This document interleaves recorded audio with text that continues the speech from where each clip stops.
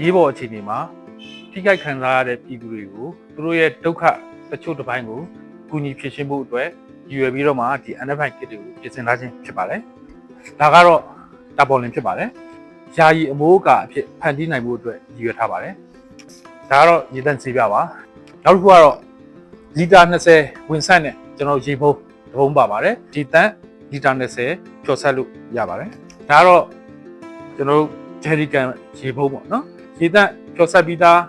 တန့်ရှင်းတဲ့ရေကိုကျွန်တော်ထည့်ဖို့ဖြစ်ပါတယ်။နောက်တစ်ခုကတော့ကျွန်တော်ဆောင်းတဲ့ချိန်မှာဖြစ်ပါတယ်။ယာတီဥရုတန်ကိုခံနိုင်ဖို့နဲ့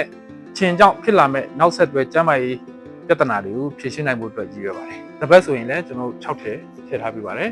။မျိုးသမီးအတွင်းကန်က9ထည့်ပါပါတယ်။မျိုးသမီးလားစင်လုံး9ထုတ်လည်းကျွန်တော်ပါပါတယ်။နောက်တစ်ခုကတော့ကျွန်တော်မီးကျစ်ပေါ့နော်။ခေါင်းဝီးနဲ့မီးကျစ်နောက်တစ်ခုကတော့ကျွန်တော်တော့တိုက်စီ3ခုနဲ့တော့တိုက်တန်6ချောင်းပါဝင်ပါတယ်။ကိုယ်တိုက်ဆက်ပြရှစ်ခဲကိုလည်းကျွန်တော်အရေးပေါ်အခြေအနေမှာသုံးဆွဲလို့ရအောင်ကျွန်တော်ထည့်သွင်းထားပါတယ်။